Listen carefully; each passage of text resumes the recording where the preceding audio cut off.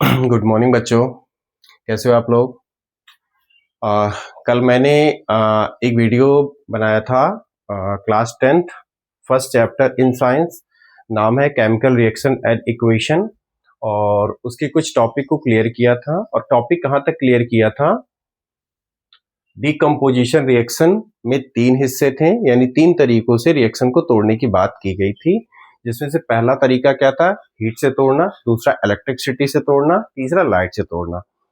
Heat से तोड़ने के तरीके को बोलते थर्मल डिकम्पोजिशन, या उसको थर्मोलिसिस भी बोलते हैं। इलेक्ट्रिसिटी से जब किसी रिएक्शन को ब्रेक करते हैं तो उसको इलेक्ट्रोलिटिक डिकम्पोजिशन बोलते हैं। और जब लाइट से किसी रिएक्शन को ब्रेक करते हैं तो उसको बोलते हैं फोटोकेमिकल डिकम्पोजिशन। तो जिसमें आपको मैंने हीट के बारे में बता दिया था। हीट से तोड़ने के लिए मैंने एक रिएक्शन ली थी जिसमें FeSO4 ferrous sulphate green colour में होता है। जब इसको हीट करते हैं तो Fe2O3 plus SO2 plus SO3 मिलता है। ठीक, बट ये रिएक्शन तो शॉर्ट में लिखी, लेकिन अगर डिटेल में जाओगे, इन डेप्थ जाओगे, तो आप यहाँ देखोगे जो FeSO4 होता है वो हाइड्रेटेड होता है, जिसमें क्या होता है 7H2O होते हैं वाटर के मॉलिक्यूल्स।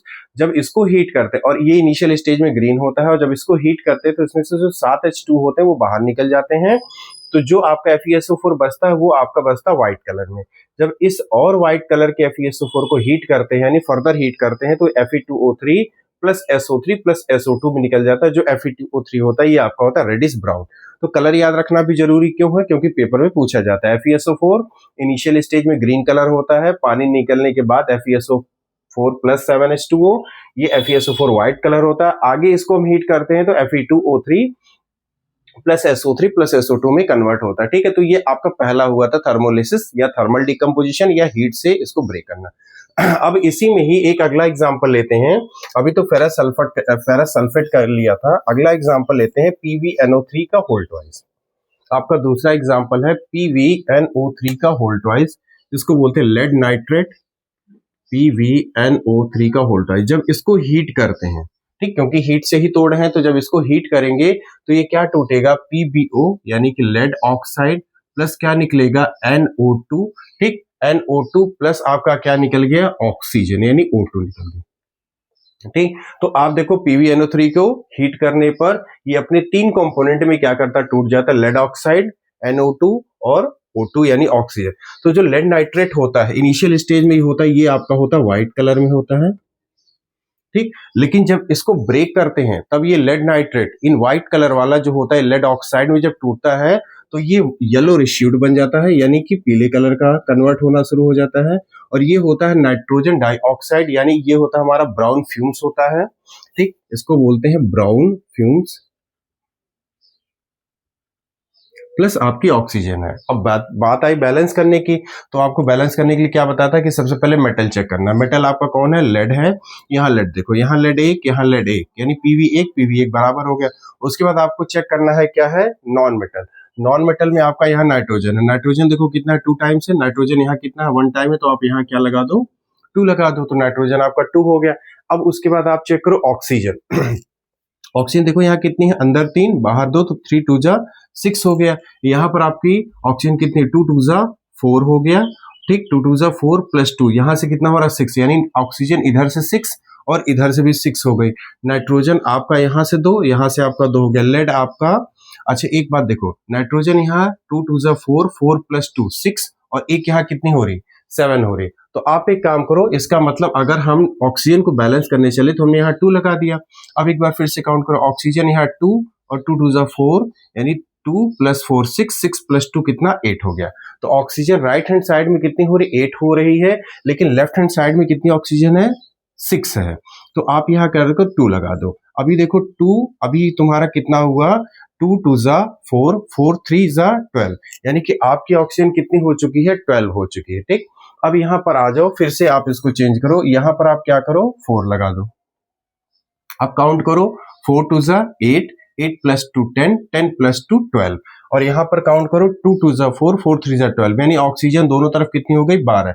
अब एक बार फिर से लेड को चेक करो, PV2 अब नाइट्रोजन को चेक करो, नाइट्रोजन यहाँ 2 2 जा 4 यानी नाइट्रोजन कितनी है 4 है, और यहाँ पर नाइट्रोजन कितनी 4 है, यानी दोनों तरफ हमारी रिएक्शन भी क्या हो गई, बैलेंस हो गई। ठीक, तो आपका लेड नाइट्रेट 3 पार्ट में टूट गया है। अब इसमें इंपॉर्टेंट पॉइंट्स क्या क्या हैं? इंपॉर्टेंट पॉइंट्स में आपको कुछ बातें याद रखनी है। पहली बात आपको याद रखनी है कि ये जो जब लेड नाइट्रेट टूटता है तो क्रैकिंग साउंड के साथ टूटता है। ठीक, आपका लेड नाइट्रेट जब टूटेगा तो ये क्रैकिंग साउंड के साथ टूटता है। ये बातें आप पेपर में जरूर लिखेंगे जब भी आपको इस रिएक्शन को लिखने का है। दूसरा चीज जो आपका इसमें NO2 निकल रहा है, इसको बोलते हैं ब्राउन फ्यूम्स होता है, जो इरिटेटिंग स्मेल होता है। तो आपका जो दूसरा हिस्सा टूटा है वो है ब्राउन फ्यूम्स।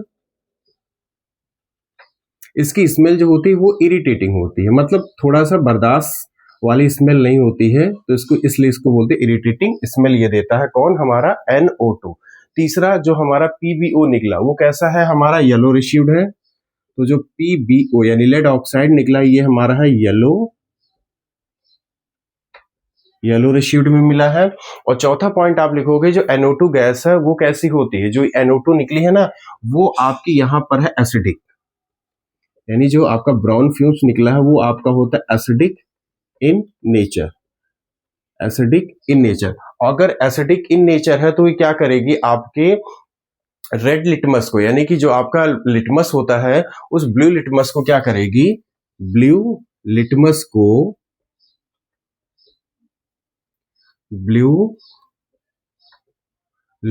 को रेड कलर में क्या कर देगी, कन्वर्ट कर देगी। ठीक, आप एक कोड याद रखना, ABR का मतलब हो गया एसिड। जब ब्लू लिटमस पे गिरती है तो उसको किस कलर में कर देती है, रेड कलर में। अच्छा, ब्लू लिटमस कैसा होना चाहिए, मॉइस्ट होना चाहिए। मॉइस्ट क्यों, क्योंकि आपको एसिड बेस्ड सॉल्ट में ज्यादा क्लियर डिटेल में बताएंगे, क्योंकि जब तक वो मॉइस्ट नहीं होगा तब तक यहाँ इस NO2 का जो नेचर है एसिड टाइप वाला, तो वो उसको रेड कलर में कन्वर्ट नहीं कर पाएगा। ठीक, और दूसरी चीज क्या है इस रिएक्शन में, आप देखना कि ये हमारी पांचवा पॉइंट आप क्या लिखोगे, एक तो थर्मल डिकम्पोजिशन है। थर्मल मतलब हीट से हम इसको क्या कर रहे हैं, ब्रेक कर रहे हैं। और दूसरी चीज प्लस क्या है, ये एंडोथर्मिक। एंडोथर्मिक का मतलब है कि आप इसको तोड़ने के लिए हीट का सपोर्ट ले रहे हो। ठीक, तो एक बार फिर से रिकॉल कर लेते हैं। आपने लेड नाइट्रेट को, जो व्हाइट कलर है, आपने इसको हीट किया तो लेड ऑक्साइड NO2 और O2 में ब्रेक हो गया। NO2 इन ब्राउन फ्यूम्स में होता है, ये येलो कलर में होता है। इनिशियल में ये व्हाइट कलर में होता है। इंपॉर्टेंट पॉइंट, जब ये टूटता है तो क्रैकिंग साउंड आती है। दूसरा ब्राउन फ्यूम्स होता है NO2 जो कि इरिटेटिंग स्मेल होती है। जो लेड ऑक्साइड होता है येलो रेसिड्यू में होता है। और आपका NO2 जो होता है वो एसिडिक इन नेचर होता है। उसका क्या होगा, जब भी उसको ब्लू लिटमस पे गिराया जाएगा, आप कहोगे मॉइस्ट ब्लू लिटमस पे गिराया जाएगा तो रेड कर देगा। और ये रिएक्शन थर्मल भी है, साथ में एंडोथर्मिक भी है। इतनी बातें क्लियर हुई। अब इसके बाद चलते हैं, अब हमें जो ब्रेक करना है, हमने हीट से कर लिया था, अब हमें करना है इलेक्ट्रिसिटी से। ठीक है, इलेक्ट्रिसिटी यानी by the help of the current से हम क्या करेंगे, रिएक्टेंट को ब्रेक करेंगे, यानी थर्मल डिकम्पोजिशन अब की बार इलेक्ट्रोलिटिक होने वाला है।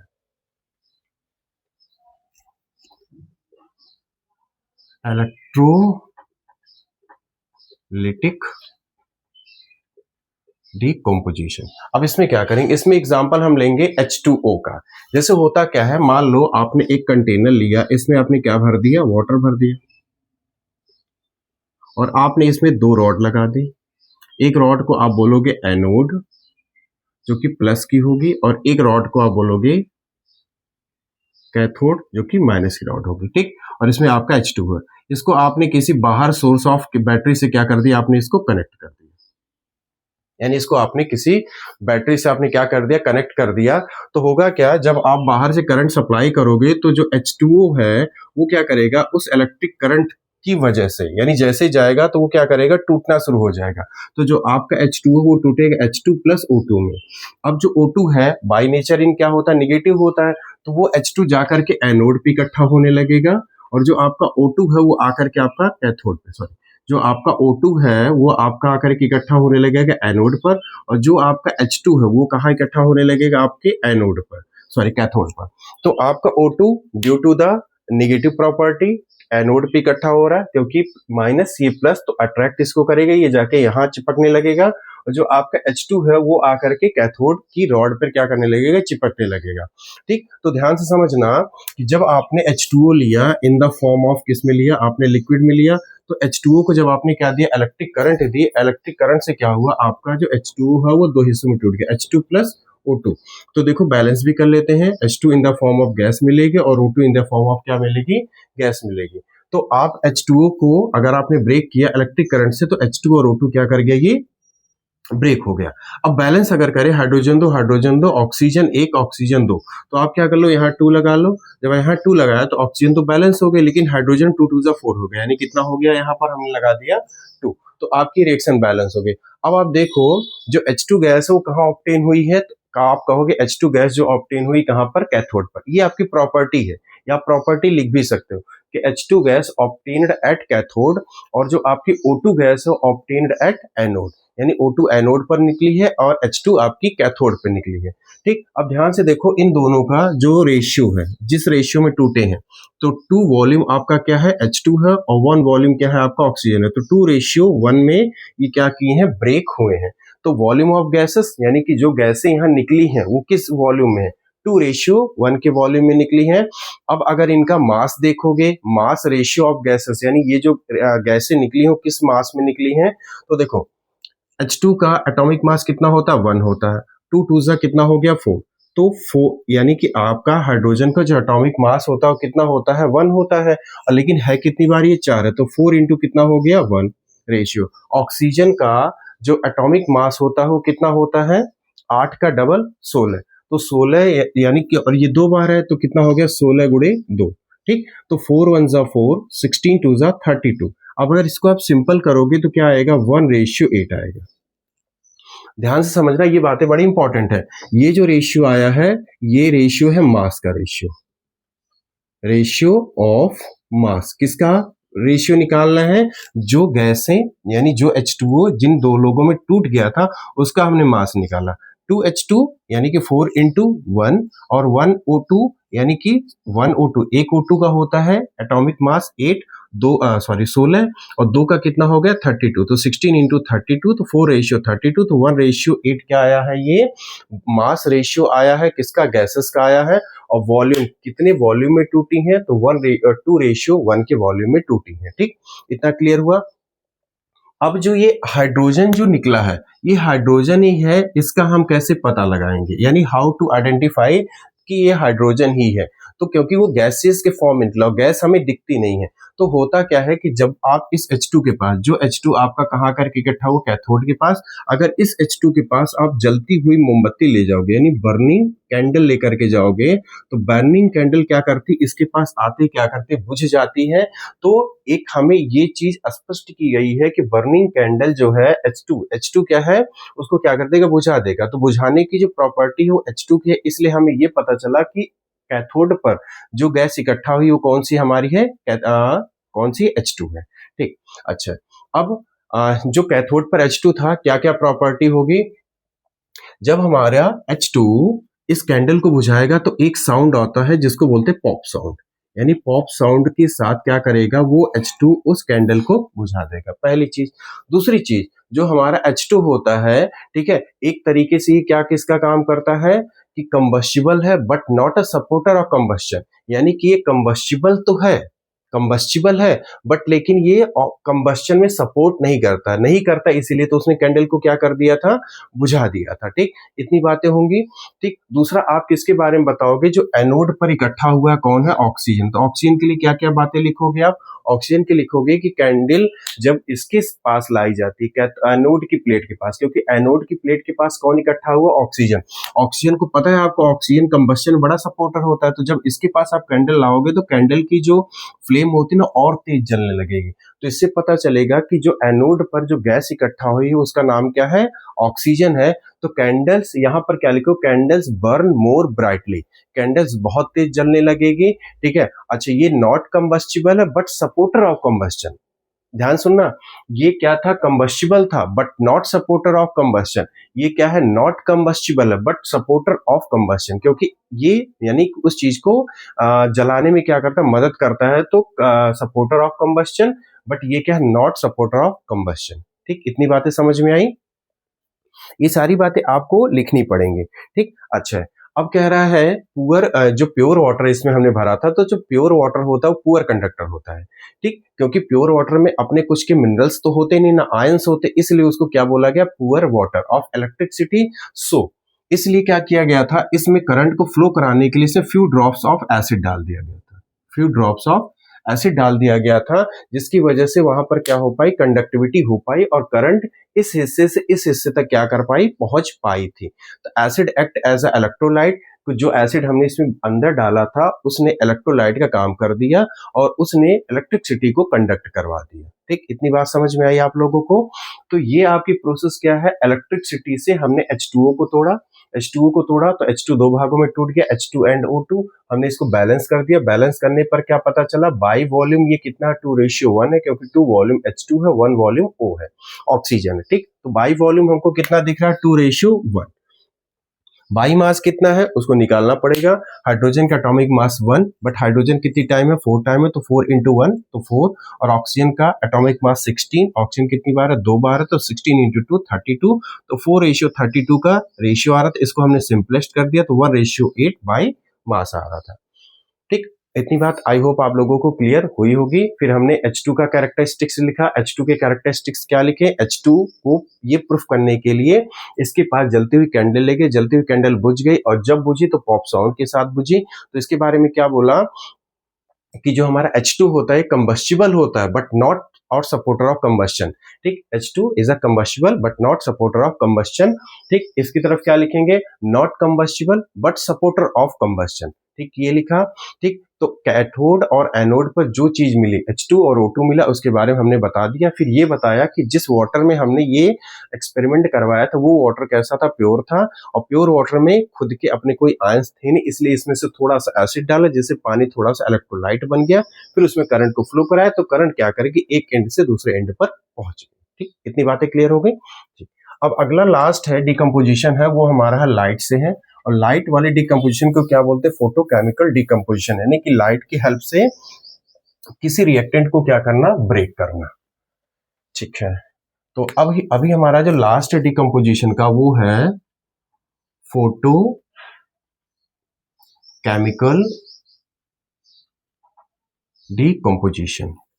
यानी कि फोटोकेमिकल डिकम्पोजिशन किसकी हेल्प से होता है, लाइट, जो सनलाइट होती है। इसमें आपके दो एग्जांपल बहुत मोस्ट इंपॉर्टेंट है, वो हर साल लगभग पूछे ही जाते हैं। जैसे इसमें एग्जांपल है AgCl का, यानी कि सिल्वर क्लोराइड। AgCl को जब हमने क्या किया, सनलाइट में रखा, तो सनलाइट की वजह से क्या कर गया, हमारा जो Ag है वो क्या कर गया, ब्रेक हो गया। इन Ag टूटा, Ag सॉलिड में प्लस हमारी क्या निकल गई, Cl2 गैस निकल गई। तो Ag प्लस Cl2, तो जो Ag है वो आपका किस कलर में आ गया, ग्रे कलर में आ गया। ठीक, और ये जो आपकी Cl2 है ये हो गई येलोइस ग्रीन हो गई। कैसी हो गई, येलोइस ग्रीन। बार बार कलर इसलिए आपको रिमाइंडर करवा रहे हैं ताकि आपको कलर याद भी रहे, क्योंकि आपको वहां जब पेपर में लिखोगे तो पूरे नंबर मिलेंगे। अब बैलेंस कर लेते हैं, Ag यहाँ एक, Ag यहाँ एक, क्योंकि Ag मेटल है तो सबसे पहले मेटल को किया। क्लोरीन यहाँ दो, क्लोरीन यहाँ एक, तो यहाँ 2 लगा दिया। क्लोरीन दो, क्लोरीन दो, Ag 2, तो यहाँ क्या कर दिया हमने, 2 लगा दिया। तो Ag हमारी क्या हो गई, बैलेंस हो गई। ठीक, इसी तरीके से एक और कंपोनेंट है जिसका नाम है AgBr, यानी सिल्वर ब्रोमाइड। इसको भी जब हमने क्या दिया, सनलाइट में इसको रखा, तो ये भी क्या टूट जाएगा, Ag प्लस कितना, Br2, Ag प्लस Br2 में टूट गया। Ag in the state of solid में होगा और Br in the state of gas में होगा, यहाँ भी गैस होगी। ठीक, अब बैलेंस कर लेते हैं, Br1 Br2। ठीक है, तो Br नॉट बैलेंस है तो यहाँ हमने 2 लगा दिया, तो Br यानी ब्रोमीन बराबर हो गया। हमारा सिल्वर देखो यहाँ 2 टाइम्स, यहाँ 1 टाइम, तो यहाँ भी क्या लगा दिया हमने, 2 लगा दिया। ठीक, और क्या दे दिया था, सनलाइट दे दिया था। ठीक, अब क्या लिखेंगे, दिस इज वाई, और ये क्यों होता है, AgCl और AgBr, और ये मतलब ये धूप में रखने पर क्या करते हैं, अपने आप को ब्रेक कर लेते हैं, यानी अपने आप को डिकम्पोज कर लेते हैं। इस वजह से इन दोनों को, यानी AgCl और AgBr को क्या किया जाता है, AgCl AgBr are kept in black coloured bottle. इन दोनों को ब्लैक कलर्ड बॉटल में क्या किया जाता है, रखा जाता है, ताकि लाइट वहां तक क्या कर सके, ना पहुंच सके। ठीक, ब्लैक कलर्ड बॉटल में क्या किया जाता है, इनको रखा जाता है टू प्रोटेक्ट फ्रॉम सनलाइट। किससे बचाने के लिए, टू प्रोटेक्ट फ्रॉम सनलाइट, ताकि ये सूरज की रोशनी से क्या कर सकें, बच सकें। तो टू प्रोटेक्ट फ्रॉम सनलाइट। अच्छा, इनका इस्तेमाल कहाँ होता है, AgCl और AgBr का इस्तेमाल होता है यूज्ड इन, यानी AgCl और AgBr का इस्तेमाल होता है यूज्ड इन व्हाइट फोटोग्राफी।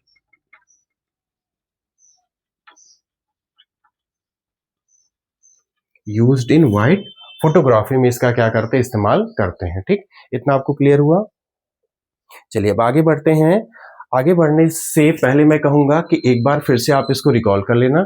ठीक है, आप कमेंट सेक्शन में जवाब देना कि डीकम्पोजिशन रिएक्शन को तोड़ने के कितने रास्ते हैं, पहले रिएक्शन को क्या बोलते हैं, दूसरी रिएक्शन को क्या बोलते हैं, तीसरी रिएक्शन को क्या बोलते हैं। आप ये कमेंट सेक्शन में, अगर आपने पढ़ा होगा, आपको पता होगा, आपको डिटेल में अच्छे से पता होगा, तो आप उन तीनों रिएक्शन का नाम जरूर मुझे बताना। ठीक है, ठीक है। चलो अब हमारी तीसरी रिएक्शन आती है जिसको बोलते हैं डिस्प्लेसमेंट। देखो, डिस्प्लेसमेंट नाम से ही समझ में आ रहा है कि किसी को कोई क्या करेगा, डिस्प्लेस करेगा। अब किसी को कोई डिस्प्लेस करेगा तो क्यों करेगा, डिस्प्लेसमेंट रिएक्शन। अब डिस्प्लेसमेंट रिएक्शन करने के लिए आपको कुछ नाम याद होने चाहिए। ठीक, जैसे मैं नाम लिखता हूं, सबसे पहले है आपका है पोटेशियम है, देन आपका सोडियम है, देन आपका कैल्शियम है, देन आपका मैग्नीशियम है, देन आपका एल्युमिनियम है, देन आपका जिंक है, देन आपका Fe यानी फेरस है, उसके बाद आपका लेड है, फिर आपका हाइड्रोजन है, फिर आपका कॉपर है, Ag है और आपका Au है। Ag है Hg, Cu हो गया, उसके बाद Hg हो गया, फिर उसके बाद एक और है Ag है, और फिर लास्ट में आपका सबसे कौन आ गया, Au यानी गोल्ड। अब देखो ध्यान से, potassium, sodium, calcium, magnesium, aluminium, zinc, ferrous, lead, hydrogen और ये copper, Hg mercury, Ag silver और Au गोल्ड है।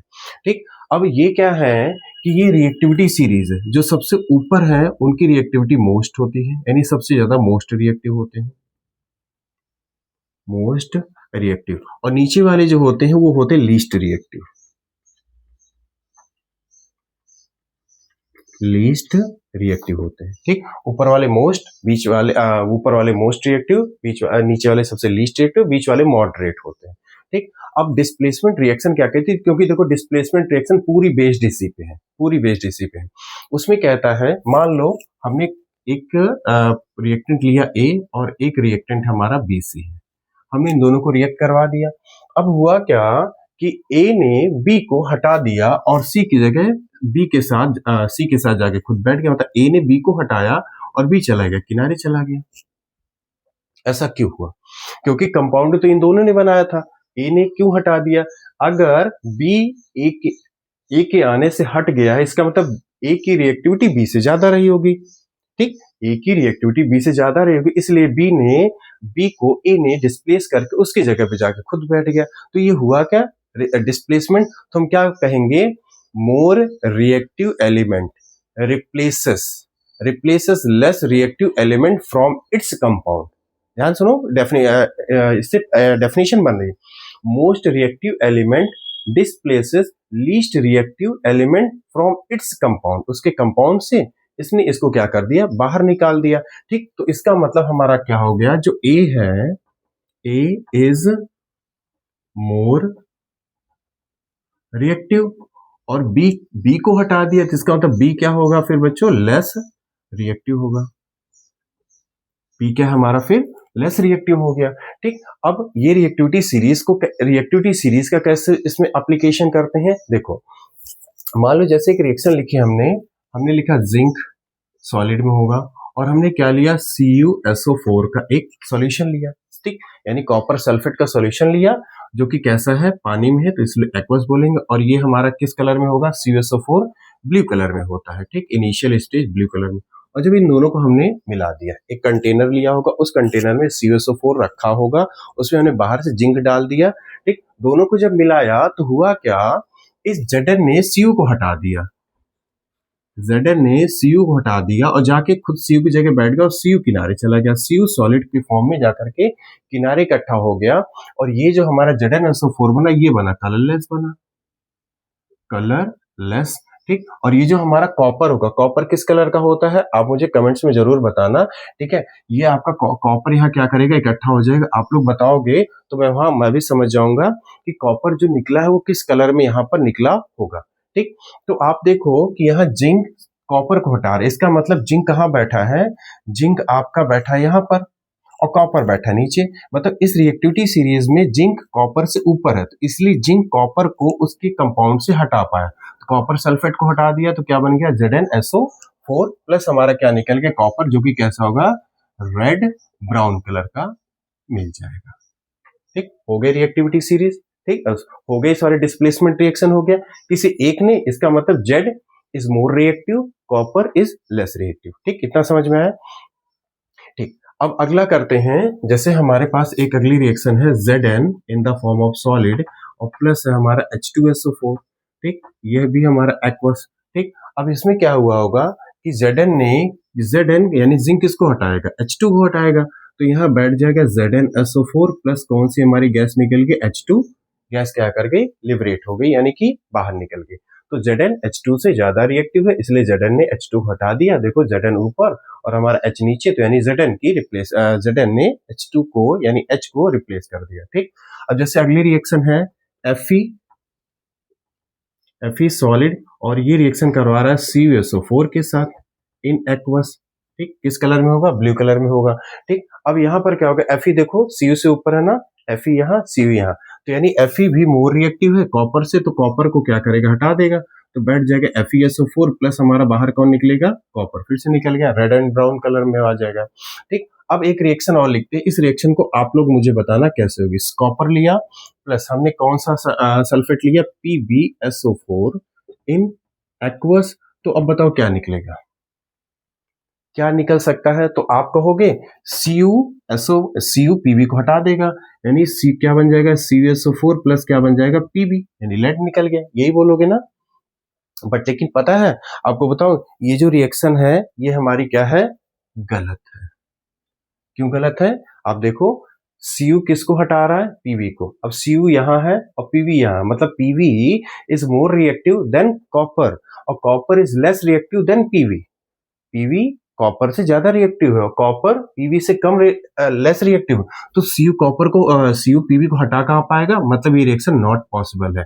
तो अगर पेपर में कभी कभार आपके साथ धोखा होता है, चीट किया जाता है, रिएक्शन आपको दे देंगे, बोल देंगे कि इसमें डिस्प्लेसमेंट क्या हुआ है, तो आप तो तुरंत रिएक्शन लिख करके आप बोल दोगे, लेकिन रिएक्शन आप ध्यान से देखना, रिएक्टिविटी सीरीज इसलिए याद जरूर कर लेना। ठीक है, तो अब इसके बाद हम आगे बढ़ते हैं। आपके बुक में एक एक्टिविटी दी है, एक एक्टिविटी क्या दी है मैं आपको उसको समझाता हूं। एक एक्टिविटी के साथ आपके बुक में उस क्वेश्चन को दिया गया, उसमें दिया गया है कि एक इस तरीके से एक फनल है, इस फनल में एक लोहे की कील को इस तरह से क्या कर दिया गया है, टांग दिया गया है। ठीक, इस लोहे की कील को टांग दिया गया है। ठीक है, अब हुआ कि आयरन की नेल यानी लोहे की कील थी और इसी में क्या भर दिया गया, कॉपर सल्फेट, और ये क्या हमारी है, आयरन की नेल है, आयरन की नेल। अच्छा, ये शुरुआत में कलर कैसा होगा, ब्लू कलर का होगा, यानी ब्लू कलर का सॉल्यूशन होगा। तो कुछ देर बाद क्या होगा, आप देखो दो लोग आपस में रिएक्ट कर रहे हैं, Fe किससे रिएक्ट कर रहा है, CuSO4 से। तो अभी कुछ देर पहले क्या हुआ था, Fe ने Cu को हटा दिया था, तो हमारा FeSO4 निकल गया, तो कॉपर जाकर के किनारे इकट्ठा हुआ था। तो जब हम इसको थोड़ी देर के लिए छोड़ देंगे ना, तो कुछ देर बाद आप क्या देखोगे कि इसमें क्या होगा कि जो आपका CuSO4 का जो सॉल्यूशन होगा, उस CuSO4 के सॉल्यूशन में जो कॉपर निकलना है, वो कॉपर आके इस कील के ऊपर क्या करेगा, चिपक जाएगा, यानी कील आपकी रेड एंड ब्राउन हो जाएगी। और जो आपका सॉल्यूशन जो पहले ब्लू कलर में था, अब वो सॉल्यूशन किसका बन गया, FeSO4 का, मतलब ये कैसा हो जाएगा, ग्रीन कलर। अभी पीछे आपने पढ़ा ना, FeSO4 क्या होता है, ग्रीन कलर में होता है। तो आपका Fe इसमें डूबा हुआ है, डिप है, कॉपर सल्फेट का सॉल्यूशन है, दोनों ने रिएक्ट किया, Fe ने Cu को हटा दिया, Cu चला गया किनारे, Cu हो गया फ्री, Cu जाके उस कील के लेयर पे क्या करेगा, चिपक जाएगा, और जो आपका सॉल्यूशन ब्लू कलर में था वो कैसा होने लगेगा, ग्रीन कलर में। क्यों, क्योंकि FeSO4 बन चुका है। क्लियर हुआ, समझ में आया। ठीक है, अभी आगे बढ़ते हैं। जैसे आपकी एक रिएक्शन है कि अब इस रिएक्शन को आप खुद करना, ठीक है, इस रिएक्शन को आप खुद करना। Zinc in the form of solid plus क्या लिया, H2SO4 लिया और गिब्स आउट, क्या निकलेगा आप बताओ। H2SO4 एक्वस है, यानी कि इसको वाटर में क्या किया गया है, डिसॉल्व किया एक्वस, तो इसका मतलब ये डाइल्यूट होगा, डाइल्यूट एसिड। ठीक है, तो Zn को H2SO4 के अंदर क्या किया, डिसॉल्व किया गया है, तो यहां से क्या क्या निकलेगा, H2 को किनारे करेगा जिंक, तो क्या बन जाएगा ZnSO4 प्लस आपका निकलेगी H2 गैस प्लस क्या निकलेगी, हीट निकलेगी, क्योंकि एसिड है। ठीक, तो H2 गैस निकल गई, हीट निकल गई। ठीक है, तो आप इसमें देखो कह रहा है, अब ये पता है, ये आपको एज एक डायग्राम में भी दे देगा। एक एक इस तरीके से बीकर बना होगा, ये बीकर बना होगा, ये भी आपकी एक्टिविटी ही है। ठीक है, आप बुक में आप देखोगे तो आपको दिखेगी इस एक्टिविटी में क्या भरा होगा, H2 भरा रहा होगा, यानी H2SO4। ठीक है, और इसमें, और वो भी कैसा, डाइल्यूट, यानी इसमें मिक्स विद वाटर है, इसमें आपने बाहर से जिंक डाल दिया, तो धीरे धीरे ये रिएक्शन होगी, थोड़ी देर में आपको दिख जाएगा ZnSO4 दिख जाएगा, थोड़ी सी हीट निकल जाएगी, H2 गैस बन जाएगी। और H2 जो गैस बनी है, फिर से एक बात याद रखो, जो H2 गैस बन के बाहर आ रही, हम कैसे पता लगाएंगे कि वो गैस H2 ही है, कैसे पता लगाएंगे, कुछ देर पहले अभी बात हुई थी ना, तो H2 गैस है वो कैसे पता चलेगी, ये आप लोग मुझे कमेंट बॉक्स में बताना कि H2 गैस को चेक करने के लिए उसके पास क्या लाया गया था, जो बुझ गया था, तो पता चला था कि क्या है, कंबस्शन, कंबस्टिबल जो भी था, आप जरूर मुझे बताना। ठीक है, चलो अब आगे बढ़ते हैं, जिस रिएक्शन का नाम है डबल डिस्प्लेसमेंट, यानी डिस्प्लेसमेंट में किसी एक ने किसी एक को किया होगा। अब डबल डिस्प्लेसमेंट जैसे ही आ जाएगी तो आपको एक चीज समझ में आ जाएगी कि कोई दो है, किन्हीं दो को क्या कर रहे हैं, हटा रहे हैं। तो डबल डिस्प्लेसमेंट रिएक्शन, इसमें क्या हो रहा है, exchange of ion between reactant, इसमें ये लिख लेना, exchange of ions between reactant. अब जैसे मान लो यहां पर हमने लिखा, एक कंपाउंड लिखा A एंड B, एक कंपाउंड लिखा C एंड D, होगा क्या कि कंपाउंड कोई कब बनता है, जब दो अपोजिट चार्ज मिले होंगे तभी कंपाउंड बना होगा। हमने मान लिया A के ऊपर प्लस, B के ऊपर माइनस, C के ऊपर प्लस, D के ऊपर माइनस।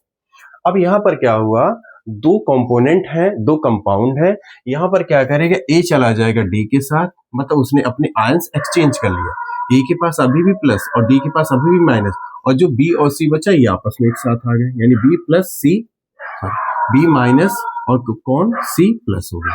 तो यहाँ पर देखो क्या हुआ, आयंस का एक्सचेंज हो गया, जब आयंस ने एक्सचेंज कर लिया तो एक नया क्या कर गया, कंपाउंड तैयार हो गया। तो exchange of ion between reactant, तो रिएक्टेंट के जो आयंस थे वो क्या करके आपस में रिप्लेस हो गए, चेंज हो गए। अब एक रिएक्शन लिखते, मोस्ट इंपॉर्टेंट रिएक्शन है, जिसे लिखा मैंने Na2SO4, Na2SO4, ये एक्वस यानी विद मिक्स विद वाटर, और इसका कलर कैसा होता है, ये होता है कलरलेस होता है, कलरलेस होता है। इसको हमने रिएक्शन करवाई किसके साथ, BaCl2 यानी बेरियम क्लोराइड के साथ, इन एक्वस। इसका कलर कैसा होगा, ये भी होगा आपका कलरलेस होगा। जब इन दोनों ने रिएक्शन किया होगा, अंदाजा लगाओ क्या बना होगा, ये Na ये Cl, तो यानी क्या बन जाएगा, 2 times of NaCl, 2 times of NaCl, देखो यहाँ 2 times of Na, 2 times of Cl, तो क्या बन गया, 2 टाइम्स ऑफ NaCl, और प्लस एक बन जाएगा BaSO4 इन एक्वस। ठीक, सॉरी, अब ये क्या होगा, जो BaSO4 बना है, सॉरी, ये आपका मिलेगा सॉलिड में मिलेगा। ठीक है, और ये पता क्या होगा, ये होगा प्रेसिपिटेट, PPT, जो आपको शुरुआत में बताया था ना, PPT, ये PPT जो निकलेगा ना, ये पता इसका कलर क्या होगा, ये होगा व्हाइट कलर का, यानी सफेद रंग का। ठीक, तो 2 टाइम्स ऑफ NaCl बन गया और एक BaSO4 बन गया, कब, जब इस टाइप के दो रिएक्टेंट थे, जिनमें क्या था, एक ऐसा कंपाउंड था, एक प्लस था एक माइनस था, यहाँ भी प्लस माइनस था, तो प्लस माइनस यहाँ इस तरह से थे, दोनों ने अपने आयंस को क्या किया होगा, एक्सचेंज किया होगा, एक्सचेंज करके दो नए कंपाउंड क्या कर दिए, एज अ प्रोडक्ट के फॉर्म पर तैयार कर दिए। ठीक, इतना आपको क्लियर हुआ। अच्छा, अब उसके बाद है कि जो आपका, अच्छा, ये रिएक्शन क्लियर हुई कि sodium sulphate react with barium chloride के साथ। ठीक है, आपका क्या बन गया, BaSO4 व्हाइट प्रेसिपिटेट बन गया और 2 टाइम्स ऑफ NaCl बन गया। ठीक है, अच्छा, ये आपका डबल डिस्प्लेसमेंट रिएक्शन हुई। अब इसके बाद हम आगे बढ़ते हैं, एक और रिएक्शन भी बढ़ते हैं, डबल डिस्प्लेसमेंट की ही है, अब उसमें लिखा है लेड नाइट्रेट। लेड नाइट्रेट का फॉर्मूला क्या था, PbNO3 का whole twice plus potassium iodide यानी Ki। Lead nitrate in the form in aqueous में होगा और ये भी कैसा होता है, कलरलेस होता है, मतलब इसका अपना कोई कलर नहीं है। और दूसरा आपका है पोटेशियम आयोडाइड है, ठीक है, इन एक्वस, और ये भी आपका क्या है, कलर लेस है। अब इन दोनों ने जब रिएक्शन किया होगा ना तो पता क्या बनेगा, ये PbI के साथ चला जाएगा तो क्या बना लेगा Pb, और इसका 2 इसके पास चला गया तो PbI2 बन गया, ठीक है। ये बनेगा आपका जो PbI2 बना, ये आपका बना येलो PPT, ठीक। और ये आपका जिस कलर में बना है वो क्या है, आपका येलो PPT, और ये येलो PPT क्या है, इनसॉल्युबल इन वाटर है, insoluble in water. Plus Pb चला गया किसके साथ, I के साथ, तो PbI2 बन गया। अब बचा कौन, K बचा, NO3 बचा, तो यहां से बन जाएगा KNO3, ठीक। अब रही बात थोड़ा बैलेंस करने की, तो बैलेंस चेक कर लेते हैं। यहाँ पर क्या है, Pb देखो, Pb1, ठीक। उसके बाद आपको क्या चेक करना, पोटेशियम, पोटेशियम 1, फिर आप चेक करो नाइट्रोजन, नाइट्रोजन कितना है 2, नाइट्रोजन यहाँ कितना है 1 है, तो आप यहाँ क्या लगा दो, 2 लगा दो, ठीक। नाइट्रोजन 2 हो गया। अब चेक करो, अब फिर से Pb पे आ जाओ, सॉरी यहाँ देखो पोटेशियम 2, यहाँ पोटेशियम कितना 1, तो यहाँ पे 2 लगा दो, ठीक। अब चेक करो लेड, लेड 1, ठीक। और आपका उसके बाद पोटेशियम 2, फिर आप चेक करो नाइट्रोजन, चेक करो नाइट्रोजन यहाँ 2, नाइट्रोजन यहाँ 2, आयोडीन चेक करो, आयोडीन यहाँ 2, आयोडीन यहाँ 2, ठीक। अब ऑक्सीजन चेक करो, 3 2 जा 6, 2 3 जा 6, मतलब रिएक्शन भी क्या हो गई हमारी, बैलेंस हो गई, ठीक। तो कलरलेस लेड नाइट्रेट ने पोटेशियम आयोडाइड के साथ क्या किया, रिएक्ट किया, तो क्या बन रहा है आपका येलो PPT यानी PbI2 बन रहा है, ठीक है, जो कि पानी में इंसॉल्युबल होगा, वो नीचे बैठ जाएगा, और KNO3 यानी पोटेशियम नाइट्रेट आपका तैयार हो जाएगा, ठीक। इतना क्लियर हुआ। तो ये याद रखना कि डबल डिस्प्लेसमेंट में क्या होता है, आयंस आपस में क्या कर लेते हैं, एक्सचेंज कर लेते हैं, यानी आयंस एक दूसरे से क्या कर गए, एक्सचेंज कर गए, यानी इनका उनके पास, उनका इनके पास आ गया, ठीक। इतनी बातें क्लियर हुई। अब इसकी कुछ इंपॉर्टेंट फैक्ट लिख लेते हैं। येलो इनसॉल्युबल सब्सटेंस PPT, अच्छा अब अगर लिखना चाहो तो क्या आप नहीं लिख सकते हो कि जो यहाँ पर क्या मिला आपका, येलो PPT मिला, PbI2 जो कि इनसॉल्युबल इन वाटर है, वो इक्वो बन गया, ठीक। अब इसमें क्या होगा, डबल डिस्प्लेसमेंट, ये रिएक्शन कैसी, डबल डिस्प्लेसमेंट के साथ साथ कैसी है, प्रेसिपिटेशन वाली रिएक्शन, मतलब इसमें प्रेसिपिटेट भी बना है और डबल डिस्प्लेसमेंट भी हुआ है।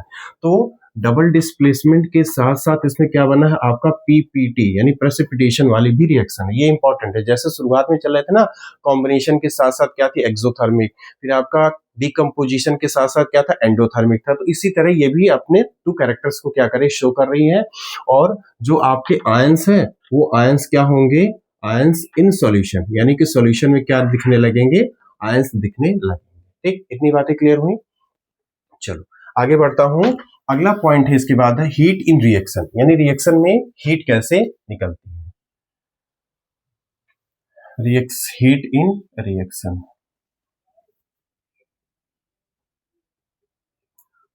Heat in reaction.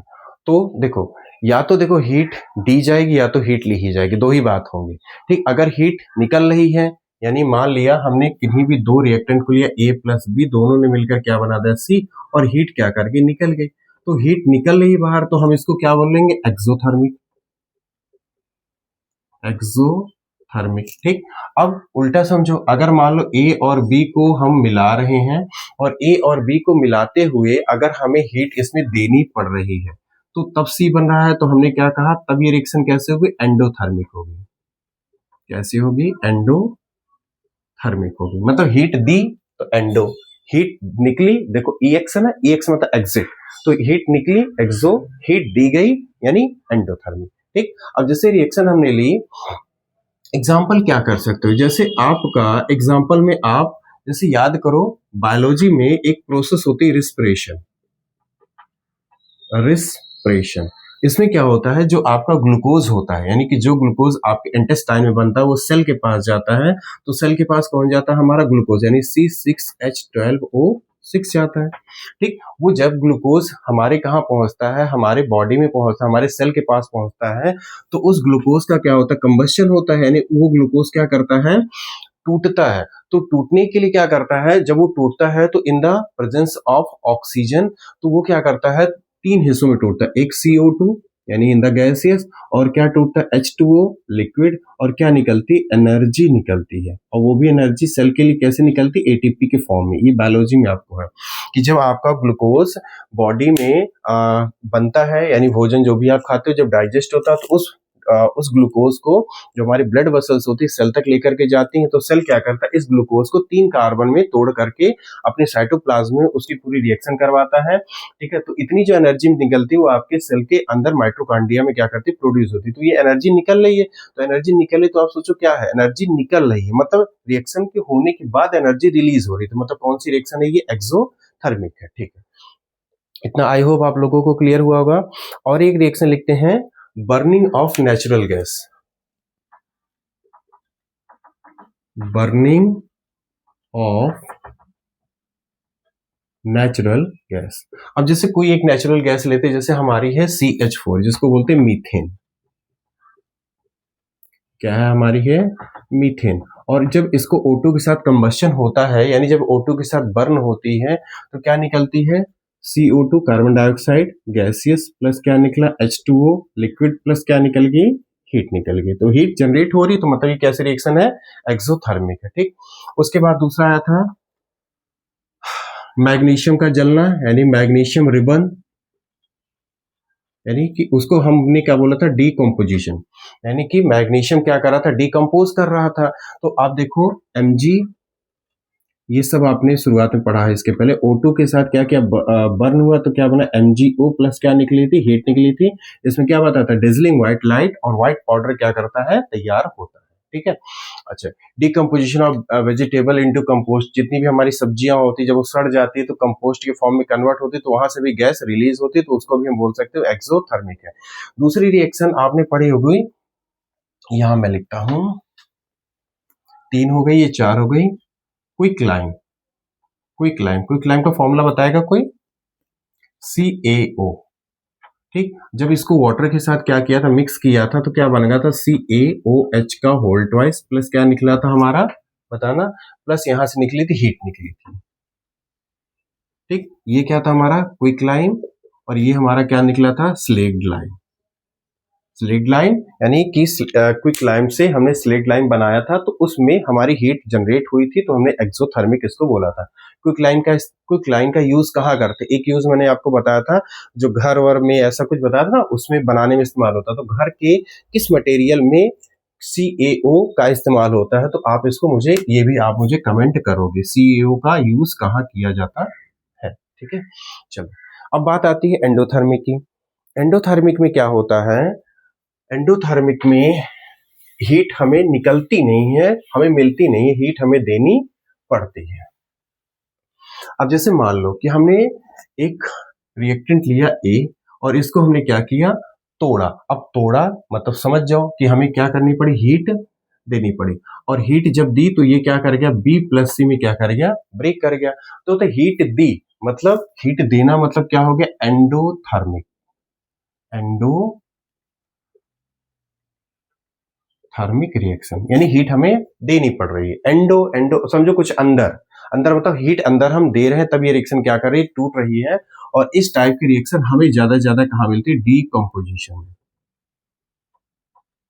Decomposition reaction में हमें एंडोथर्मिक रिएक्शन खूब भर भर के मिलती है। ठीक है, और आपके बुक में ऐसे ढेर सारे एग्जाम्पल भी होंगे। ठीक है, आप उसको करेंगे, और करेंगे तो आप मुझे बताना जरूर कि रिएक्शन में कैसे, कहां पर हुआ, कहां एंडो हो रही, कहां एक्सो हो रही, कहां पर हीट देनी पड़ रही, कहां पर हीट हमें मिल रही है। ठीक है, चलो उसके बाद मैं आगे बढ़ता हूं। एक है oxidation and reduction. Oxidation and reduction, ये बड़ा इंपॉर्टेंट और बहुत ही इंटरेस्टिंग टॉपिक है। ठीक, ऑक्सीडेशन और रिडक्शन। ऑक्सीडेशन और रिडक्शन क्या होता है, थोड़ा बहुत आप लोगों को पता भी होगा शायद। ठीक है, लेकिन फिर भी मैं अपनी तरफ से आपको पूरा बताने की कोशिश करता हूँ। तो टॉपिक आपका क्या, ऑक्सीडेशन एंड रिडक्शन। ठीक है, एक ही चीज याद रखना, बहुत डिटेल में आपको बताता हूँ। मान लो हमारे पास दो एलिमेंट है, एक A है एक B है। इसके साथ हमने दो फिनोमिना करवाए। एक बार हमने इसको ऑक्सीजन दिया और इसके अंदर से हाइड्रोजन को बाहर निकाल दिया। इसमें क्या किया, हमने एक बार इसको हाइड्रोजन दिया और इसके अंदर से ऑक्सीजन निकाल दिया। अब डेफिनेशन तैयार कर लेते हैं। ऑक्सीडेशन का मतलब होता है, जैसे इसको O2 दी जा रही है ना, तो O2 इसके साथ जाके लग रही है, मतलब इसका क्या हो रहा है, ऑक्सीडेशन। ऑक्सीडेशन ऑफ ए, या इस लैंग्वेज में बोल दो या दूसरी लैंग्वेज में, इसके अंदर से हाइड्रोजन निकल रहा है, यानी कि रिडक्शन ऑफ ए, यानी कि रिडक्शन, यानी सॉरी, यहां पर हाइड्रोजन निकल रहा है, तो हाइड्रोजन निकल रहा है या ऑक्सीजन जाकर के उससे लग रही है, तो दोनों ही केसेस में ए का क्या हो रहा है बच्चों, ऑक्सीडेशन। ध्यान समझ रहे, दोनों ही फिनोमिना है। ए के साथ जाके ऑक्सीजन लग जाए तो भी ऑक्सीडेशन, ए के साथ जो हाइड्रोजन निकल जाए तो भी ऑक्सीडेशन। तो हम एक ही डेफिनेशन को दो तरीकों से पढ़ रहे हैं, किसी के साथ ऑक्सीजन लगना तो भी ऑक्सीडेशन, और किसी से हाइड्रोजन का लॉस हो जाना, यानी हम यहां कह सकते हैं गेन्स ऑफ ऑक्सीजन और या लॉस ऑफ हाइड्रोजन, यानी हाइड्रोजन का लॉस हो जाना या ऑक्सीजन का साथ में लग जाना, दोनों ही फिनोमिना क्या कहलाता है कि उसका क्या हो गया है, ऑक्सीडेशन हो गया। ठीक, तो हम कह सकते हैं ए क्या हो गया, ऑक्सीडाइज्ड हो गया है।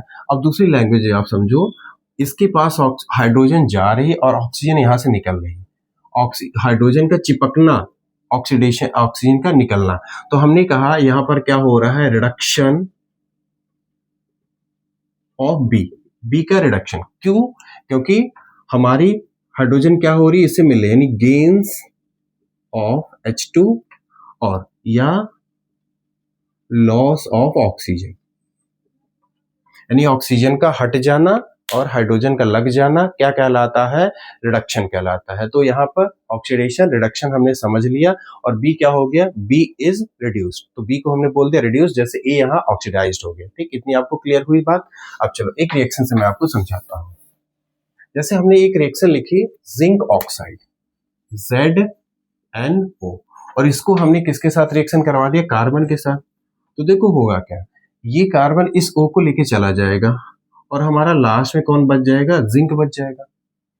जिंक बच गया। अब यहां पर सोचो हुआ क्या, जिंक यहां से लेकर के यहां तक, जिंक यहां से लेके यहां तक, अच्छा उसके पास से ईमानदारी से बताना, ऑक्सीजन उसकी निकली है, ऑक्सीजन लगी, तो आप कहोगे कि भैया यहां से लेकर के यहां तक तो क्या हुआ है, लॉस ऑफ ऑक्सीजन। तो जब ऑक्सीजन का लॉस होता है तो उसका क्या कहलाता है, ऑक्सीडेशन। तो जिंक ऑक्साइड का क्या हो गया है, ऑक्सीडेशन। अच्छा, तो zinc oxide, sorry, loss of oxygen, मतलब जिंक ऑक्साइड यहां से लेकर के यहां तक क्या होगा, उसने ऑक्सीजन को लॉस किया है, मतलब जिंक ऑक्साइड का क्या हो रहा है, रिडक्शन।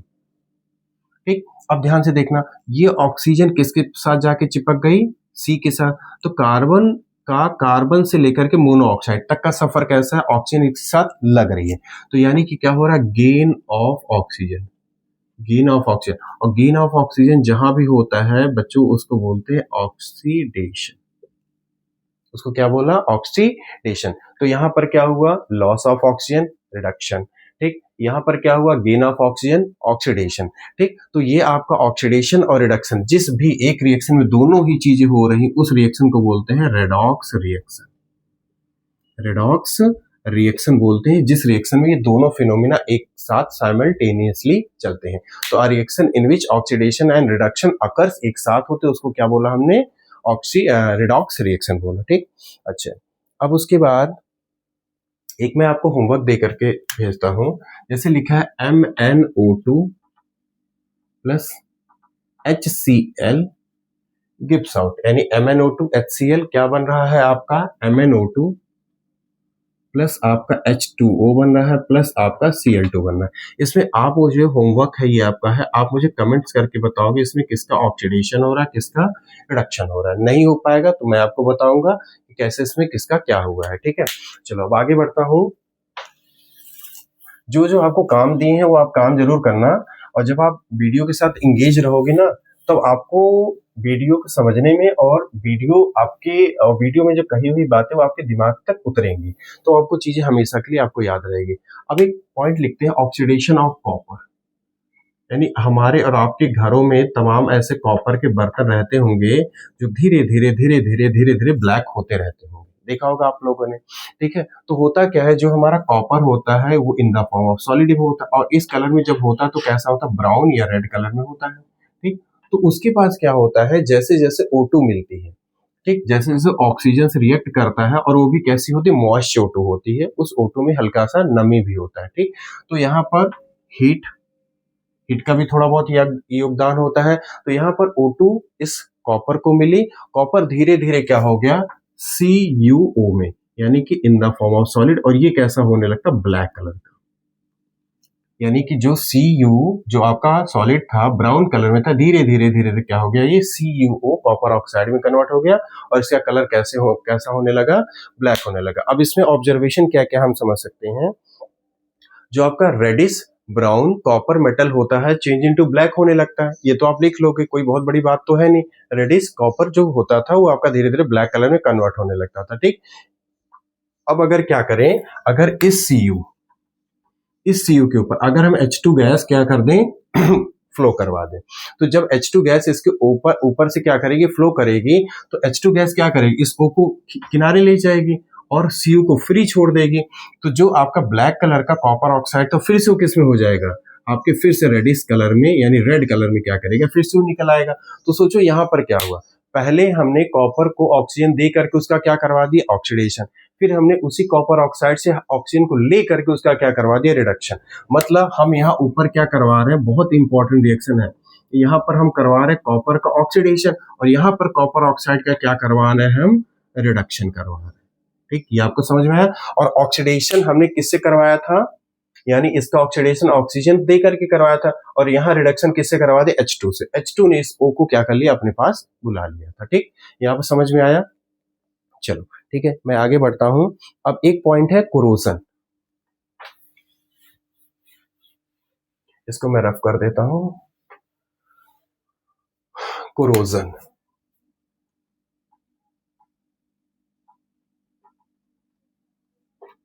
कोरोजन को हिंदी बोलते हैं बेटा क्षरण होता है। क्षरण का मतलब किसी चीज का खराब हो जाना। ठीक है, अब जैसे हमने कहा कि व्हेन अ मेटल, जब किसी मेटल पर अटैक्ड बाय सब्सटेंस, जब किसी मेटल पर किसी सब्सटेंस के द्वारा अटैक उस पर किया जाता है, और जब वो अटैक होता है, अटैक कौन करता है, जैसे आपके वाटर वेपर होंगी, वाटर वेपर हो गया प्लस आपकी ऑक्सीजन हो गई। ठीक है, वाटर वेपर हो गया, ऑक्सीजन हो गई, प्लस आपका जैसे एसिड हो गया, ये सब जब किसी मेटल पर क्या कर देते हैं, अटैक कर देते हैं, तो मेटल क्या करता है, मेटल कोरोड हो जाता है।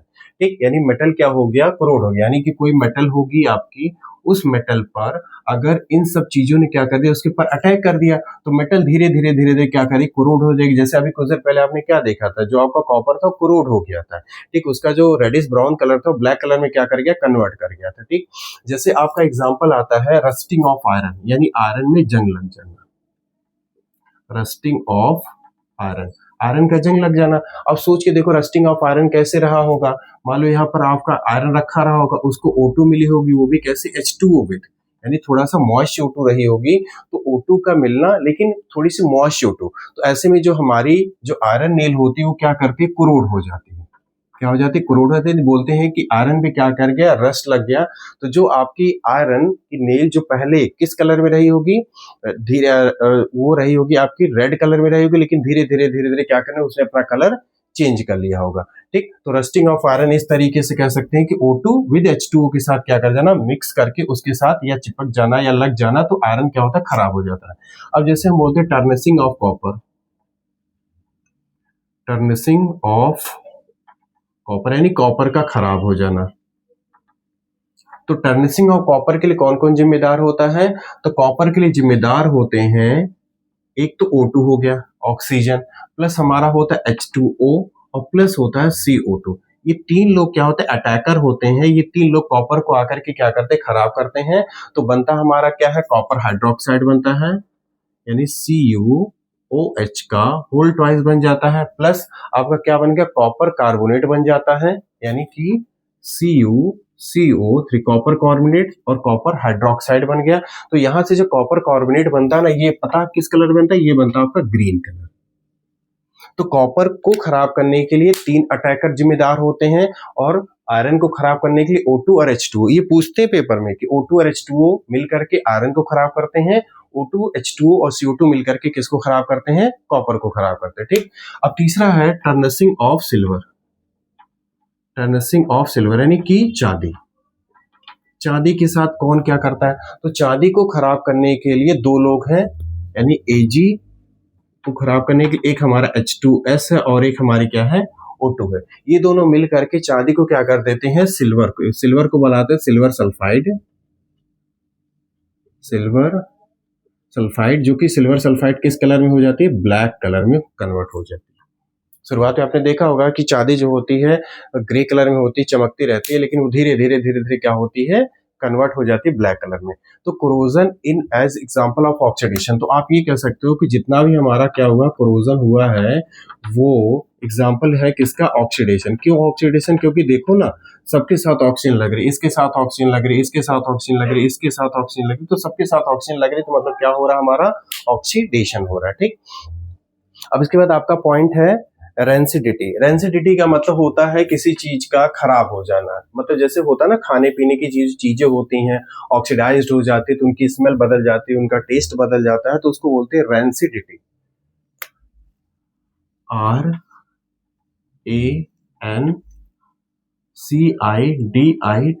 Rancidity.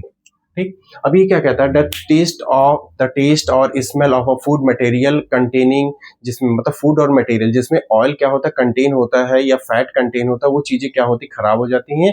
Change when it is left expose to air, यानी खाने पीने के जितने भी मटेरियल होते हैं, अगर हम उसको ओपन में यानी एयर में लेफ्ट कर दें, ठीक, एयर में लेफ्ट कर दे, तो धीरे धीरे आप देखोगे उस चीज का टेस्ट और उस चीज की जो स्मेल होती है, क्या करती है, दोनों की दोनों क्या होती है, चेंज हो जाती है। तो इसको क्या बोलते हैं कि यहाँ पर क्या हो रहा है, रेंसिडिटी हो रही है। और ये रेंसिडिटी क्यों होती है, क्योंकि जो हमारे खाने पीने की चीजें फैट या ऑयल पड़े होते हैं, वो ऑक्सीजन से चिपक करके क्या होने लगता है, उनका ऑक्सीडेशन होने लगता है। तो ऑक्सीडेशन बड़ी खराब ही चीज है, वो खाने पीने की चीजों के साथ चिपक करके क्या करे, उनको खराब कर दे रही। ठीक, अच्छा, उनका प्रिवेंशन क्या होता है, तो आप लोगों ने अपने घर में, अपने किचन में अपनी मम्मी को देखा होगा कि जो भी चीजें एक बार वो मार्केट से लाते हैं, उसको फाड़ती है तो किसी एयर टाइट कंटेनर डिब्बे में क्या करते, बंद करके रख देते, और ये बोलती हैं इसको खोलना मत, और खोलना तो फिर से टाइट बंद कर देना। क्यों, क्योंकि अगर बाहर से ऑक्सीजन मिल गई तो उसमें जो खाने पीने वाली चीजें क्या होती हैं, वो खराब हो जाएंगी। ठीक, अभी चिप्स खाते होंगे, कुरकुरे खाते होंगे, मत खाया करो, ठीक है, तो वो भी जब खाते होंगे, तो वो भी अगर मान ली पैकेट आपने खोला, खाया, बाकी थोड़ा पैकेट छोड़ दिया, तो कुछ दिन बाद जब आप देखते हो तो क्या होता है, बहुत सॉफ्ट हो जाता है और उसका टेस्ट क्या करता है, बदल जाता है।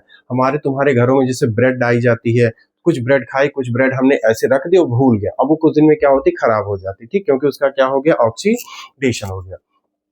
ठीक, तो एक प्रिवेंशन है कि हम उसमें क्या मिला दे, एंटीऑक्सीडेंट। अगर हमें उसको बचाना है तो हमने उसमें क्या मिला दे, एंटीऑक्सीडेंट मिला दिया।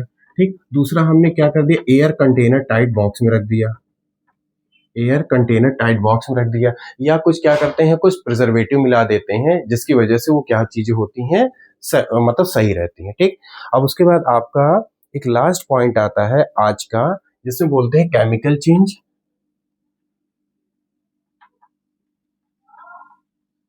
Chemical change and